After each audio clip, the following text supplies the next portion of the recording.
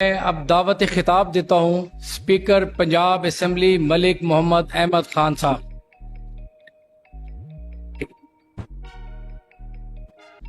نحمدہ نصلی علی رسولہ الکریم۔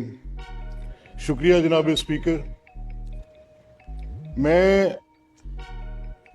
قوانین سے، رول سے شناسائی کے باعث اپنے آپ کو بڑا محبوس فیل کر رہا تھا کہ میں کچھ کہنا چاہ رہا ہوں لیکن کہہ نہیں پا رہا۔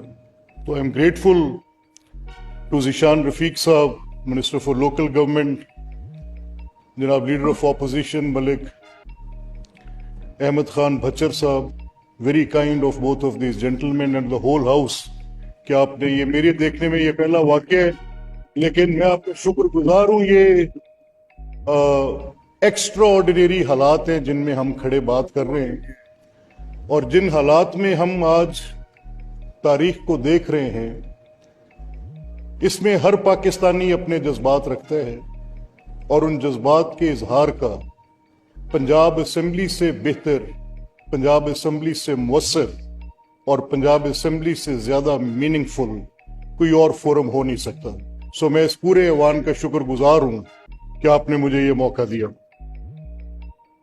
جناب اسپیکر، میں اپنی بات کی ابتدا اس ایک نقطے سے کروں گا کہ اقوام عالم کی زندگی میں یہ موقع جن میں اس طرح کی صورتحال پیدا ہو جائے کہ خوف کے سائے منڈلانے لگے،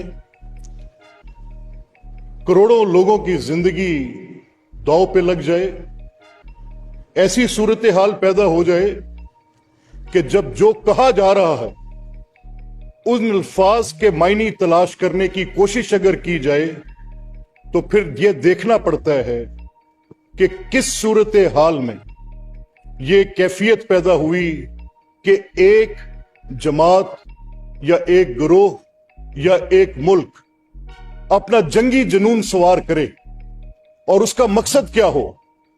پہلے آپ نے احاطہ کرنے ان حالات کا۔ بہانہ کس چیز کو بنایا گیا ہے؟ دہشت گردی کو۔ میں آپ کے سامنے یہ مقدمہ رکھتا ہوں کہ جو دہشت گردی کو بہانہ بنا کر بات کی گئی ہے، اس کی وجہ یہ بیان کی گئی کہ پہلگام کے اندر ہندوستان میں دہشت گردوں نے 25 افراد کو گولیاں مار کر قتل کر دیا۔ ہندوستان کے اس الزام کے بعد کہ یہ دہشت گردی پاکستان نے کروائی، یہ بات پاکستان کی طرف سے کہنا کہ اگر اس کے کوئی ثبوت ہیں تو دیں، یہ ایک سٹینڈ الون واقعہ نہیں تھا۔ اس کو سٹینڈ الون کہنا زیادتی ہوگی۔ اگر ہم یہ کہیں کہ یہ اپنے طور پر ایک واقعہ پیش آیا تو یہ بالکل غلط ہوگا۔ دہشت گردی ایک تسلسل کا نام ہے۔ دہشت گردی بار بار ہو رہی ہے۔ دہشت گردی کی بھینٹ ہمارے پاکستانی بڑی تواتر سے چڑھ رہے ہیں۔ دہشت گردی کی بھینٹ 1 لاکھ سے زیادہ افراد، پاکستان کے سویلین، فوجی، پولیس مین، سٹوڈنٹس، بچے اسکولوں میں، اے پی ایس کے بچے آپ کے سامنے ہیں، مدارس، خانقاہیں، مساجد، عدالتیں، ہسپتال۔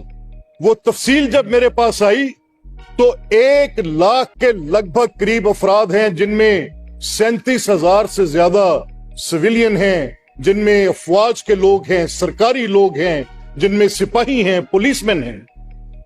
اب میں یہ پوچھتا ہوں کہ یہ اگر 2 دہائیوں میں آپ ان کارروائیوں کا احاطہ کریں کہ 1 سال کے اندر کتنی کارروائیاں دہشت گردی کی جیسا پہلگام میں ہوا ہے، اس طرح کی کتنی کارروائیاں پاکستان میں ہوئی ہیں، تو جناب اسپیکر میں آپ کے سامنے ایک تفصیل رکھتا ہوں۔ 2010 تک کی تفصیل، 2010 سے لے کر 2020 تک کی تفصیل، اور اس سال کے اندر اور پچھلے سال کے اندر میں آپ کو ان دہشت گردی کے واقعات جن کی پاکستان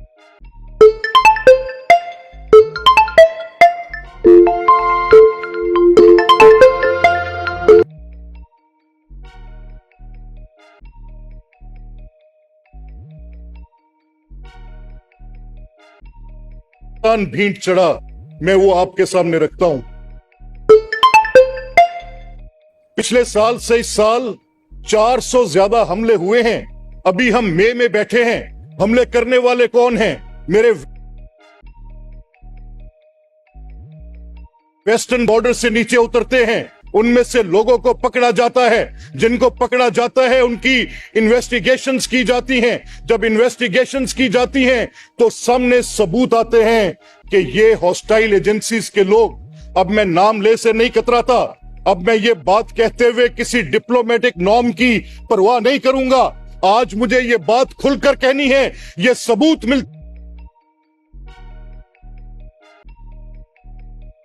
है कि रिसर्च एंड एनालिसिस विंग रा बदनामे जमाना रा यहां के गुमराह लोगों को, वहां के उन लोगों को जो पाकिस्तान के अंदर अपने किसी एजेंडे पर हैं, उनको वहां से खरीदती है। चाहे वो वेस्टर्न बॉर्डर से ख्वारिज निकले, चाहे वो BLA के वो पेड लोग निकले जो पाकिस्तान के अंदर अदम इस्तेहकाम चाहते हैं। ये पहलगाम जैसे 600 हमला, पहलगाम जैसा हमला मेरे एक रेलवे स्टेशन पर पकड़े गए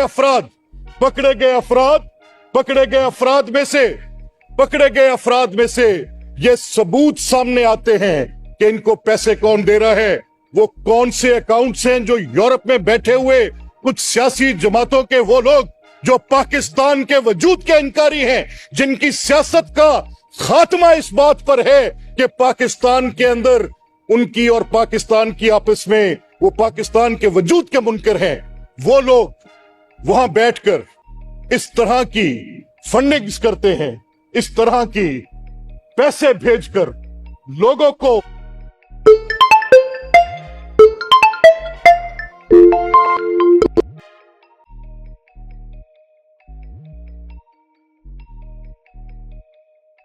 गुमराह करते हैं, उनसे पैसे देकर बॉम्ब ब्लास्ट कराते हैं।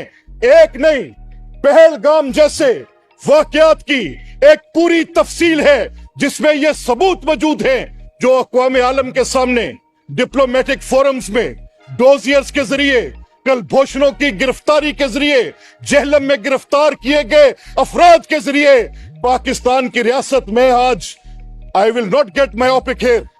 मैं किसी तहरीक इंसाफ मुस्लिम लीग की बात नहीं करूंगा, यह मुद्दा उससे बड़ा है। मैं किसी हुकूमत और अपोजिशन की बात नहीं करूंगा। मैं आपसे यह कहूंगा कि वो डोजियर्स, जिसकी भी गवर्नमेंट थी, वो डोजियर्स जाते रहे, हम बताते रहे कि हमारे मुल्क में हिंदुस्तान दरअंदाजी कर रहा है। और आज जब वो पहलगाम का नाम लेकर मेरे पे हमला करता है तो रियासत पाकिस्तान की हुकूमत, रियासत पाकिस्तान की अवाम ये मुतालबा करने में हक बजानिब थे कि अगर आपके पास कोई एक आयोटा ऑफ एविडेंस है, एक सबूत है, तो आप सामने लेकर आए और बताएं कि वो कौन सा सबूत है जिसकी बुनियाद पर आप ये इल्जाम तराशी कर रहे हैं, जिसकी बुनियाद पर आप जंग की धमकी दे रहे हैं, जिसकी बुनियाद पर आप ये भी एहसास नहीं कर रहे कि ये दो न्यूक्लियर स्टेट्स हैं। उनके प्राइम मिनिस्टर मोदी को यह बताया जाता था कि हमारी वॉरफेयर में सुपरियोरिटी है। उनको यह बताया जाता था हमारे नंबर ऑफ आर्मी पर्सनल इतने ज्यादा हैं। उनको बताया जाता था हमारे टैंक इतने ज्यादा हैं। उनको बताया जाता था हमारी सलाहियत जो कि फजाइया के मुतल्लिक है इतनी ज्यादा है।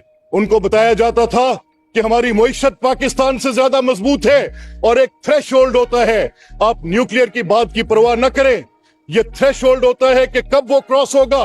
और वो थ्रेशोल्ड से पहले एक कन्वेंशनल वॉर होती है। और पाकिस्तान को हम इतने दिनों में, और दिन बताए जाते थे नंबर करके कि इतने दिनों पे हम इनको कन्वेंशनल वॉरफेयर में हम इनको स्ट्राइक डाउन करेंगे।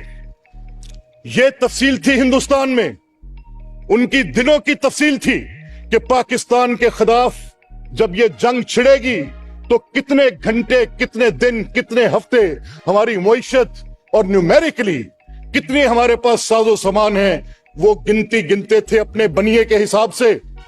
ये गिनती गिनी जाती थी, वहां पर सबूत नहीं दिया जाता था, मांगा गया बार बार।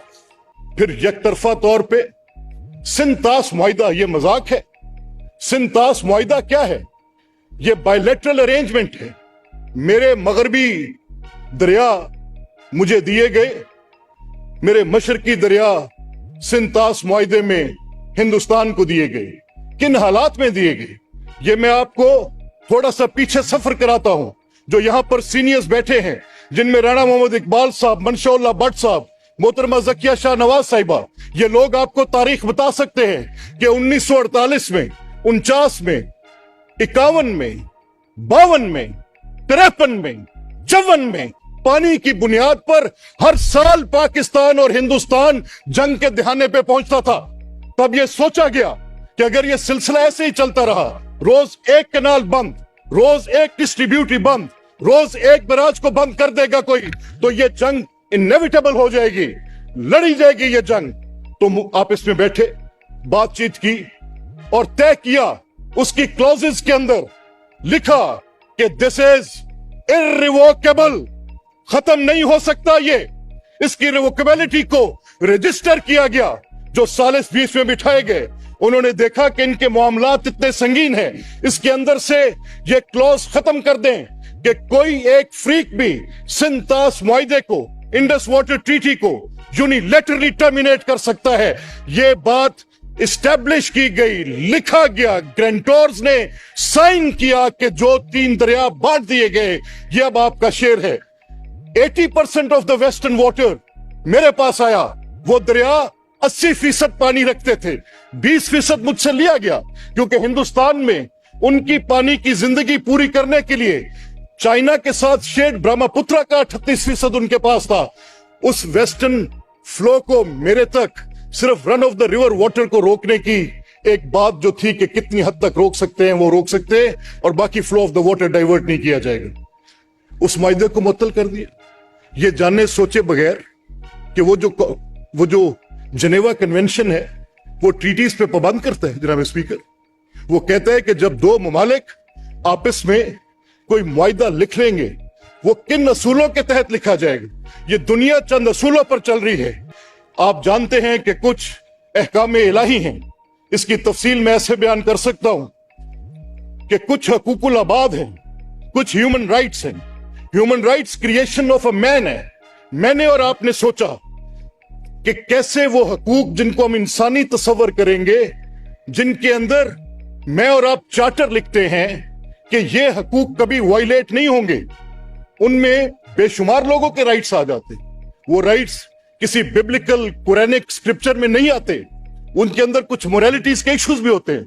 सो इंसान अपनी तख्लीक करता है। इसी बुनियाद पर उसने तख्लीक किया कि जब 2 कुछ हरीफ ममालिक आपस में बैठकर बात करेंगे और ट्रीटी साइन करेंगे, वो ट्रीटी की सैंक्टिटी क्या होगी, वो ट्रीटी किस अंदाज में आगे चलाई जा सकेगी, उस ट्रीटी की इंप्लीमेंटेशन क्या होगी।